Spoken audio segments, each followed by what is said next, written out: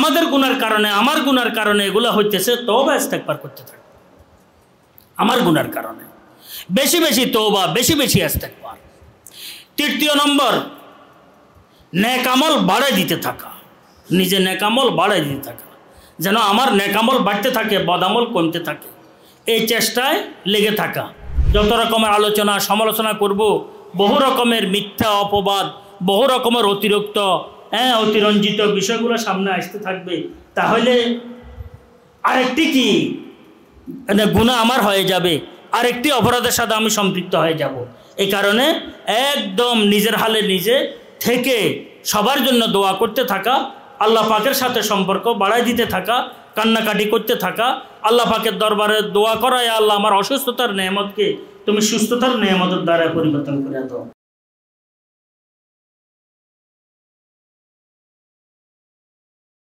সুবহানাকা লা ইলমা লানা ইল্লা মা আল্লামতানা ইন্নাকা আনতাল আলিমুল হাকীম।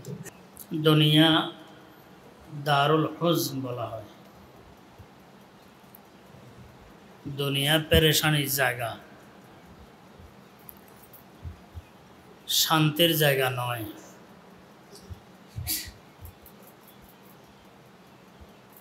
কারণ দুনিয়ার মধ্যে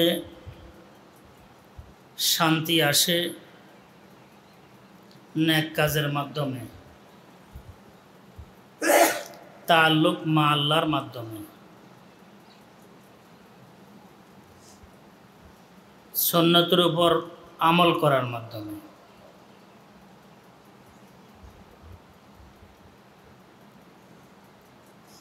এগুলা সাধারণত আমাদের মধ্যে নাই, যার কারণে ওই সমস্ত লোক যারা দুনিয়ার মধ্যে থেকে বেহেশতের শান্তি, সুখ, স্বস্তি অর্জনকারী, সাধারণত ওনাদের অন্তর্ভুক্ত আমরা হইতে পারি নাই।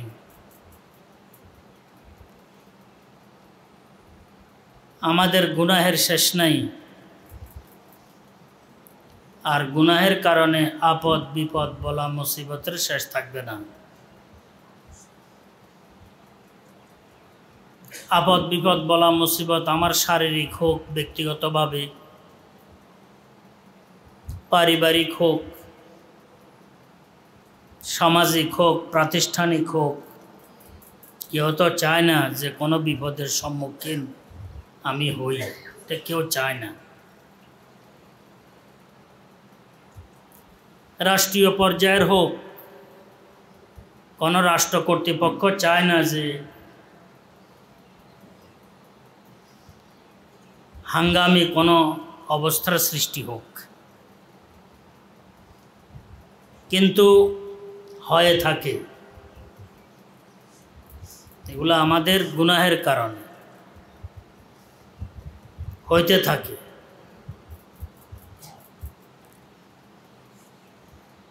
পাশাপাশি আল্লাহ পাকের কুদরতের বহিঃপ্রকাশ, আল্লাহ পাকের কুদরতকে প্রত্যক্ষ করা যায়। সবাই আমরা চাই যে আমি ভালো থাকি, আমরা ভালো থাকি, সুস্থ থাকি, শান্তির মধ্যে থাকি, কিন্তু তা হয় না। বোঝা গেল আমি যা ইচ্ছা করব তা আমি পাবো এমন নয়। দেনেওয়ালা আরেক জাত, আরেক শক্তি, আরেক দাতা বিদ্যমান আছেন। গালেবান হজরত আলী রাদিয়াল্লাহু তাআলা আনহু থেকে বর্ণিত, আরাবতু রব্বি বিফসখিল আযাইম, कि আমি যেটা চাই সেটা হয় না, জোরালোভাবে চাই সেটা হয় না, হয় আর একটা। আমি যেদিকে যাই গন্তব্যে পৌঁছার আগে আমার কি বাধার সম্মুখীন আমি হইতে থাকি। মানুষের জীবনে সাধারণত প্রতিনিয়ত এই ধরনের বিষয়গুলোর সম্মুখীন আমরা হইতে থাকি। এগুলোর দ্বারায় বোঝা যায় যে এক শক্তি, মহাশক্তি, এক মালিক, খালিক, উনি আছেন, উনি যা ইচ্ছা উনি তাই করেন। আমরা ইচ্ছে করতে পারি কিন্তু যা ইচ্ছা তা করতে পারি না।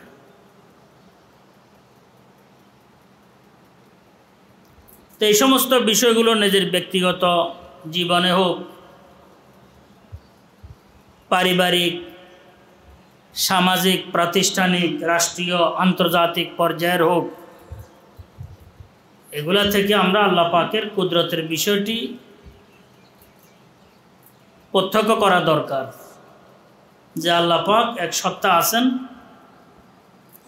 কেউ না চাইলেও না চাওয়ার বিষয়টি ঘটে যায়, সবাই চাইলেও চাওয়ার বিষয়টি হয় না। আর এই সমস্ত বিষয়গুলোর মূল কারণ হচ্ছে আমাদের গুনাহ। জাহেরি আসবাব একটি, বাতেনি আসবাব আরেকটি। কিছু আছে জাহেরি উপকরণ, অমুকে অমুকে লাগালাগি হয়েছে, স্বামী স্ত্রী ঝগড়া ফাসাদ হয়েছে, জাহেরি কিছু উপকরণ, আসবাব।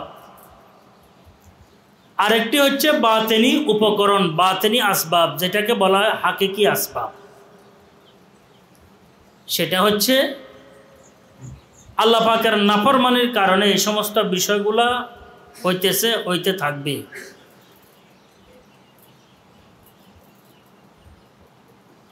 সে মুসলিম হোক, জাতি হোক, বিজাতি হোক, এই সমস্ত বিষয়গুলা ঘটতে থাকবে। হাদিস শরীফের মধ্যে আছে, যখন গুনার পরিবেশ সৃষ্টি হয়ে যাবে, কিয়ামতের পূর্বের অবস্থা এমনই তো হবে। সবখানে বিভিন্ন রকমের গুনাহ, অপরাধ যখন সৃষ্টি হয়ে যাবে, সুদ, ঘোষ এগুলার ছড়াছড়ি বেড়ে যাবে,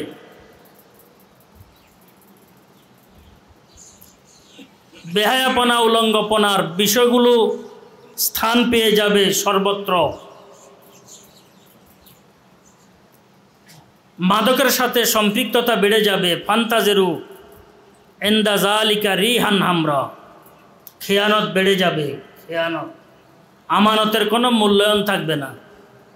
তখন আল্লাহর হাবিব ইরশাদ করেন, ফান্তাজেরু ইনদা যালিকা রিহান হামরা। আল্লাহর হাবিব তো সাদিকুল মাসদুক, যা কিছু বলতেন আল্লাহ পাকের পক্ষ থেকে। এটাও ইসলাম ধর্মের সত্যতার একটি প্রমাণ। কিয়ামত পর্যন্ত যা হবে কদমে কদমে আল্লাহর হাবিব ভবিষ্যৎবাণী করে দিয়েছেন, আর তাই হইতেছে। একজন ইমানদারের জন্য এর চাইতে আর বেশি কিছুর প্রয়োজন নাই। কোন সময় কি হবে, কোন সময় কি হবে, কোন সময় কি হবে, কোন গুনার কারণে কি অবস্থা হবে, কোন গুনার কারণে উম্মতের মধ্যে কি অবস্থা ঘটবে, আসমানি গজব কেমন, জমিনি গজব কেমন, পারস্পরিক গজব কেমন, কলহ বিবাদ কেমন, সব কিছু আল্লাহর হাবিব সাল্লাল্লাহু আলাইহি ওয়াসাল্লাম তন্ন তন্ন করে বর্ণনা দিয়েছেন। কিতাবুল ফিতনগুলোর মধ্যে তালাশ করলে তো এই সমস্ত বিষয়গুলো যেগুলো সাধারণত ঘটিয়ে আসছে, ঘটতেছে, ঘটবে, ওগুলা দেখে আশ্চর্যান্বিত হওয়ার কিছুই নেই, স্বাভাবিক অনুভব হয় যে এটা তো হবেই, এটা তো হবেই। এটা তো আল্লাহর হাবিব সাল্লাল্লাহু আলাইহি ওয়াসাল্লাম ভবিষ্যৎবাণী দিয়েছে। কিয়ামত, হাদিসের মধ্যে কিয়ামতের কিছু মোটা মোটা আলামত, লক্ষণ আল্লাহর হাবিব বলার পর বলছেন, ফান্তাজিরু ইনদা যালিকা রিহান হামরা ওয়া খাসফান ওয়া মাসখান ওয়া কাসফান ওয়া আয়াতিন তাতাবাউ কানিজামিন কুতিয়া সিলকুহু পাতাতাবা।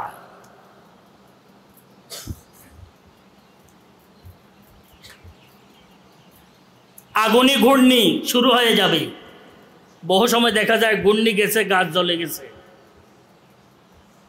এত গরম আগুনি। গতবার একবার ঘূর্ণি ঝড় যাচ্ছিল, ভিতরে আগুন দেখা যাচ্ছিল, আগুন, বিদ্যুৎ, আর যেখান দিয়ে গেছে গাছপালা এগুলো জ্বলে গেছে, ছাই হয়ে গেছে।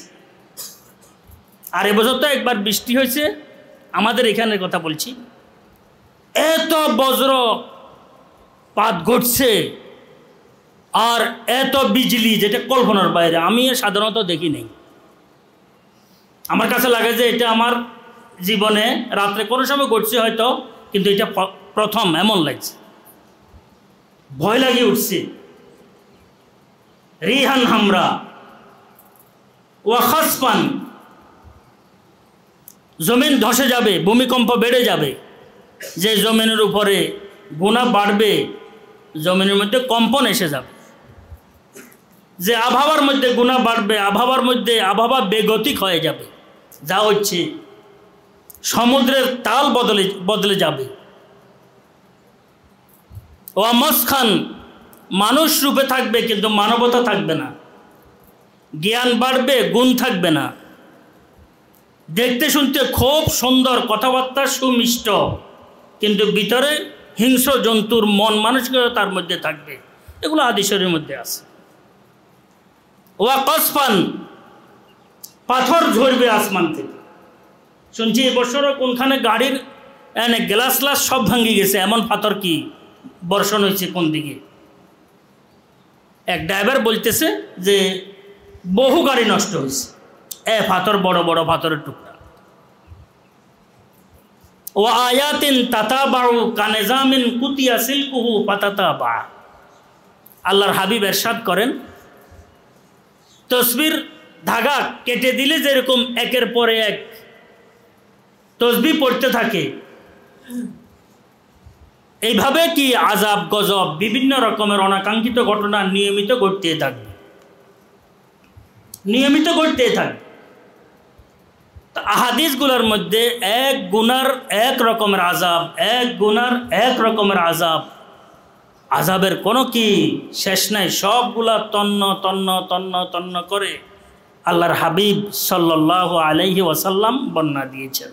এটাও বড় আজীব বিষয়, আল্লাহ পাকের মেহেরবানি। যাদের কাছে আল্লাহ পাক ঈমানের অনুভূতি দান করছেন, এই ঘটনাগুলো দেখে তাদের ঈমান আরও মজবুত হয়, তরতাজা হয়। কিন্তু বাস্তব সত্য দেখা যায়, এটা বলছেন তো এটা হয়ে গেছে, এটা হওয়ার আছে, এটা হয়ে গেছে, এই কাজ বাড়ছে, এটা হবে, এটা ঈমান আরও তার কি দৃঢ় হয়ে যায়। আর বহু মানুষ এমন হবে এই সমস্ত বিষয়গুলোর কারণে তারা আরও বিগড়ে যাবে। আল্লাহ পাক আমাদেরকে হেফাজত করে। তো আমি আলোচনা করতেছিলাম এই ধরনের যে বিপদ আপদ বলা মুসিবতগুলো আমাদের উপর দিয়ে গড়াইতেছে, গড়াবে, গড়িয়ে আসছে। এটা প্রথম না, এটা শেষ না, এটা হয়ে আসছে, হইতেছে, হবে। এখন এই অবস্থার মধ্যে আমাদের করণীয় কি? আমাদের করণীয় সাধারণত এই অবস্থার মধ্যে লিখছেন ইসলাহে আমাল, আমল বাড়াই দেয়া, আমল বাড়াই দেয়া, বেশি বেশি আমল করা, তওবা ইস্তেগফার করা, আল্লাহ পাকের দরবারে দোয়া মুনাজাত কান্নাকাটি করতে থাকা, এবং নিজের আঞ্জামের জন্য, খাতমা বিল খায়রের জন্য আল্লাহ পাকের দরবারে দোয়া করতে থাকা, নিজেকে খুব সতর্কতার উপরে রাখা যে আমি ঈমান কিভাবে হেফাজত করব। হাদিস শরীফের মধ্যে হুজুর আকরাম সাল্লাল্লাহু আলাইহি ওয়াসাল্লাম ইরশাদ করেছেন, আস-সাবিরু ফীহিম আলা দীনিহি কাল কাবিজা আলাল জামার আও কামা ক্বালা নবী আলাইহিস সালাতু ওয়াসসালাম। এমন এক অবস্থা আসবে ঈমানের উপরে ধৈর্য ধারণকারী জ্বলন্ত কয়লা হাতে রাখলে যেরকম কষ্ট, এরকম কষ্ট হবে তাদের। এমন অবস্থা আসবে কিয়ামতের পূর্বে। তো এটা বহু জায়গার মধ্যে আঞ্চলিকভাবে ঘটতেছে, ব্যাপক হারে আসবে, তখন কিয়ামতের সময় ঘনিয়ে যাবে। আস-সাবিরু ফীহিম আলা দীনিহি কাল কাবিজা আলাল জামার। হাদিসের মধ্যে আছে মানুষ সকালবেলায় ইমানদার হয়ে ঘর থেকে বের হবে আর ঘরে ফিরবে বিকালবেলায় বেঈমান হয়।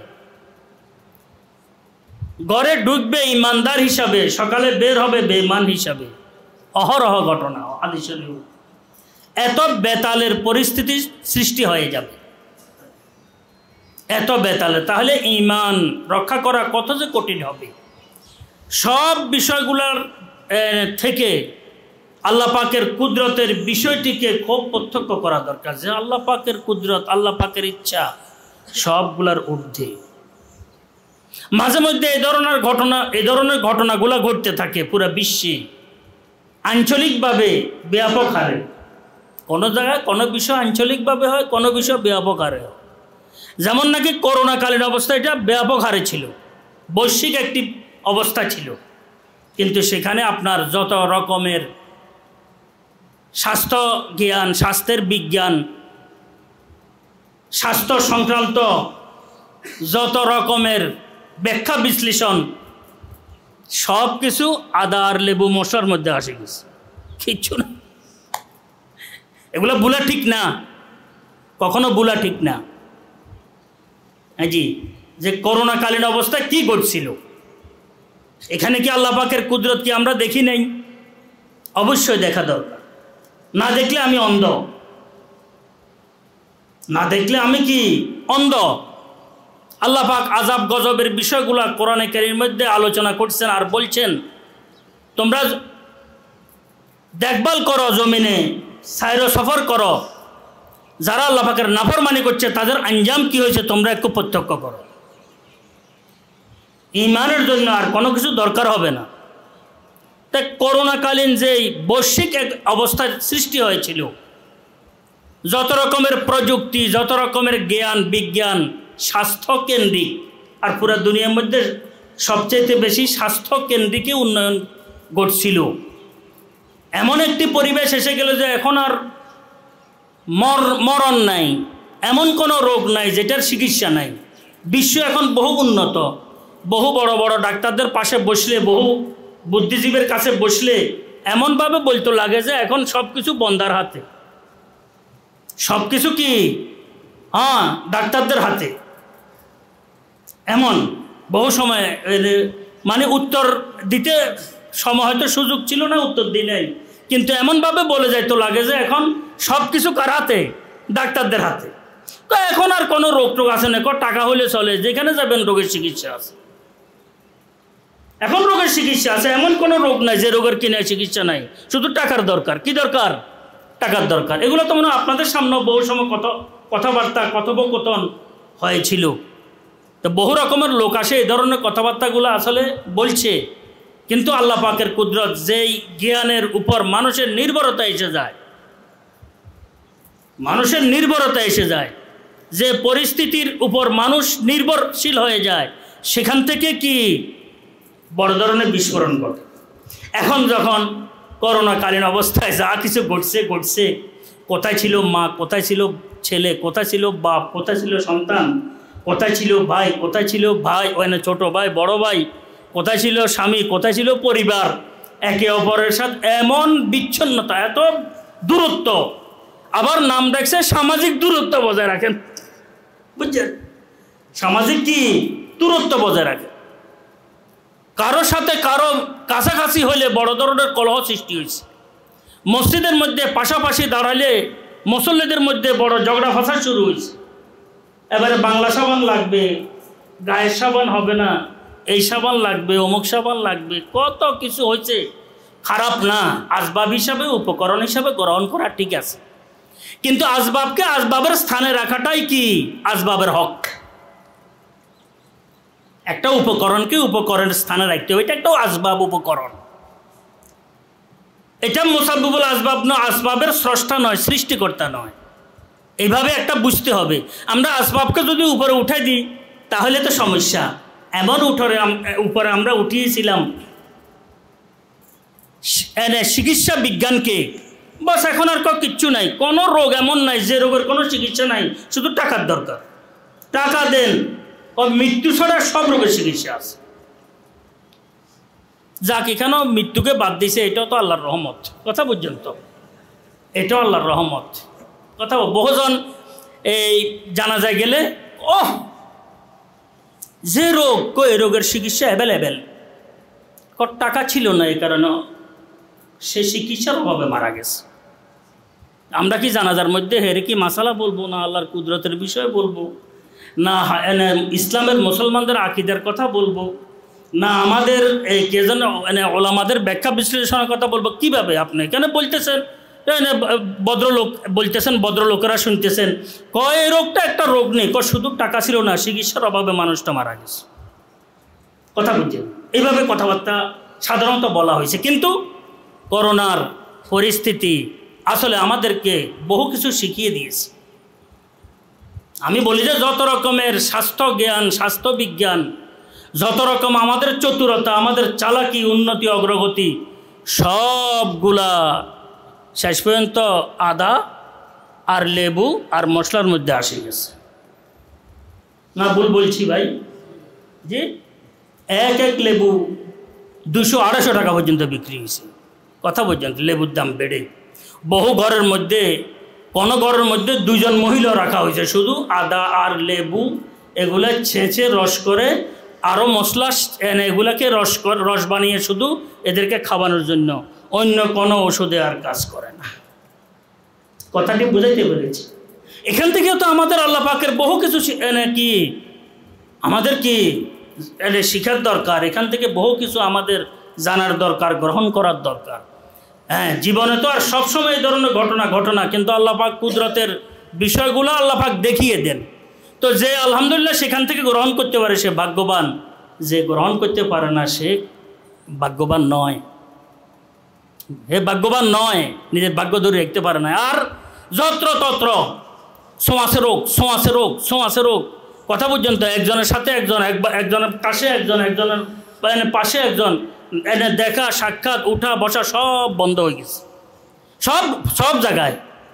শুধু অমুসলিম রাষ্ট্রগুলোর মধ্যে শুধু তা নয়, মুসলিম রাষ্ট্রগুলোর মধ্যেও তাই হয়েছে। এমনভাবে আমাদের আচরণ বিধি ছিল, লাগে যে কুদরতের কোনো কাজ এখানে নাই, আমাদের শুধু সতর্কতাই, শুধু কি সতর্কতাই যথেষ্ট, কিচ্ছু ছিল না। আমি আপনাদেরকে বলবো, বড় আজীব এক ঘটনা। আসলে করোনা ছোঁয়াশে রোগ নয়, সেটা আমার ব্যাখ্যা বিশ্লেষণের ব্যাপার নয়, কিন্তু আমার ঘটনাটি আমি বলি। আমি তো আজকে বহু বছর যাবৎ, প্রায় 32 বছর যাবৎ আমি শ্বাসের রোগী। তো করোনাকালীন অবস্থায় আমার শ্বাস বেড়ে গিয়েছিল, বৃষ্টিও হয়েছে, ঠান্ডা আর বৃষ্টির মৌসুমে বাড়ে, জ্বর হয়েছিল। তো জ্বর হয়েছে, বস যেটা হওয়ার আছে হয়েছে, হইতে এটা একটি পর্যায়ে আমি অসুস্থ হয়ে গেছি। তখন ঢাকা নেওয়া হয়েছে, আমাকে ফেনীতে নেওয়া হয়েছে। কিছু দোস্ত আবার বলছেন ফেনীতে চিকিৎসা হবে না, হুজুরকে ঢাকা নিয়ে যান। তো ঢাকাও খুব উন্নত মানের যে সরকারি হাসপাতাল ছিল, শেখ রাসেল গ্যাস্ট্রোলিভার হাসপাতাল, তখন করোনার হাসপাতাল বানিয়েছিল এটাকে, বড় বড় ডাক্তার। তো সেখানে আল্লাহ পাক আমাকে যাওয়ার তৌফিক দান করছে। আসলে বহু কিছু অভিজ্ঞতা অর্জন হয়। সেখানে যাওয়ার পর 4 দিন আমি আইসিইউতে ছিলাম। সেখানে একবারে বড় অক্ষরে লেখা আছে 8 তলার মধ্যে, করোনার রোগীদের আইসিইউর কক্ষ, বুঝলেন? করোনা রোগীদের আইসিইউ কক্ষ, অর্থাৎ এই সেখানে 8 সিট, 4 সিট এদিকে 4 সিট এদিকে, মাঝখান দিয়ে তারা বসে। আমারও সেখানে রাখা হয়েছে 1 দিন, 2 দিন, 3 দিন। তো আমার যখন একটু সেখানে যাওয়ার পর একটু প্রস্রাবের হাজত হয়েছে, তো নার্স ছেলে না মেয়ে বোঝাতে যায় না, পুরা আবৃত, মাথা থেকে পাও পর্যন্ত সব ঢাকা, আওয়াজও হয়তো একটু বোঝা যায়, আর না হয় বোঝার কোনো সুরত নেই। তো আমি বললাম যে আমার একটু প্রস্রাবের প্রয়োজন হয়েছে। দেখলাম যে একটা চলমান নিয়ে আসলো, কি কয়টারে টয়লেট। তা আমি বললাম যে আঙ্কেল আমি তো এটা পারবো না। কোথাও না পারলে কেমনে হবে? আমি বললাম যে আমি ওয়াশরুমে যাব। ওয়াশরুম কোথায়? কীভাবে আপনি ওয়াশরুমে যাবেন? আমি বললাম যে দোয়া করো আমি চলে যাব। তা আমি ওয়াশরুমে এনে গিয়েছি এবং আমার ওই কী কয়টারে খাটেরে আর লক করে নাই।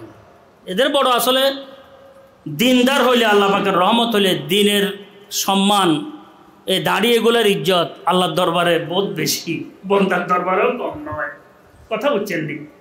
আমি কিছু লক করিও না, খাট লক করিও না। খাট ওই একটা তুলি দিয়ে আবার লক করে দিই, লক করে নাই। তা আমি আসি, এই চিৎকার হাল্লা, করোনা রোগীদের আর্তনাদ, আর্তচিৎকার, হাল্লা চিল্লা, অস্থিরতা, এগুলো আসলে আল্লাহ আমাদেরকে হেফাজত করেন, আল্লাহ আমাদেরকে হেফাজত করেন। আর্তনাদ, আর্তচিৎকার এত বেশি। আমরা 8 জন ছিলাম।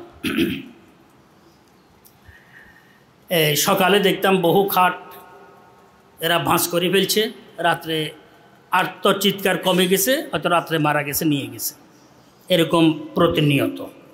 আমি 4 দিন ছিলাম। আমি তো প্রত্যেক ওয়াশরুম বাইরের ব্যবহার করছি, নামাজ বাইরের বেঞ্চে পড়ছি। এখন আমার 3য় দিন এরা পরীক্ষা করছে, 8টা 6 পরীক্ষা এবং নাকের এয়া নিয়ে পরীক্ষা করছে। 4th দিন দেখলাম যে পরীক্ষা এর সাথে সাথে হুইল চেয়ার নিয়ে আসছে, আপনি এখান থেকে বাইরে হন। হেরা বলতেছে কে হুজুর এটার কি নেই, করোনা নেই, করোনা নেগেটিভ আসছে। কি আসছে?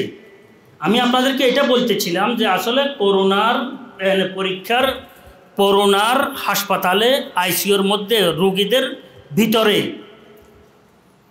কিন্তু আমার করোনা পরীক্ষা, করোনা কি আসছে? নেগেটিভ, মানে করোনা নাই। আসলে এটা আমার অনুমান, কারণ যারা ছিল এদের বয়স সবার আমার থেকে কম, আমার থেকে সবার বয়স কম। কম মানে বহু আছে আরও কম, আরও কম, এরকম। কিন্তু এদের চিৎকার, আর্তনাদ, আহাজারি, এদের আহাজারির জন্য ঘুম আসতো না, এত চিৎকার করতে। আলহামদুলিল্লাহ আমার এমন কোনো শরীরে ব্যথা বেদনা এমন ছিল না। স্বাভাবিক দুর্বলতা ছিল আর কাশি ছিল, শ্বাস বেড়ে গেছিল। অক্সিজেন তো লাগানোই আছে, কিন্তু আমি রাখি, অজু করি, ইস্তেঞ্জা করি, নামাজ পড়ি, তারপরে এখানে আসতাম। এখন ডাক্তাররাও বড় আশ্চর্যান্বিত যে আসলে এই করোনার হাসপাতালে থেকে করোনা কেন এর নাই। এখন এটা দেখি মাত্র আমাকে কি সেখান থেকে বের করে ফেলছে। আমি বললাম যে আমাকে যে বের করতেছেন ডাক্তাররা জানেনি, ডাক্তারে বলছে। তো ডাক্তাররা ভিতরে ঢুকতো না, এভাবে গলি দিয়ে হাঁটতো আর আমাকে জিজ্ঞেস করতো, হুজুর আপনার কি করোনা হয় নাই, কি আপনার করোনা ছিল না? আমি বললাম ছিল না, আমি তো জানি না, ছিল না। নেগেটিভ আসছে কেন? কথা বলছেন? তো আমার তো জানা আছে আসলে করোনা রোগীদের আর্তনাদ, ব্যথা বেদনা, অস্থিরতা, সেটা বড় মারাত্মক ছিল। তো আমি এটা বলতেছিলাম আসলে এটা কতটুকু এই সংক্রামক রোগ, কতটুকু এটা ছোঁয়াচে রোগ বা ছোঁয়াচে রোগ নয়, সেটা শরীয়তের মাসলা মাসাইল ব্যাখ্যা বিশ্লেষণ আছে।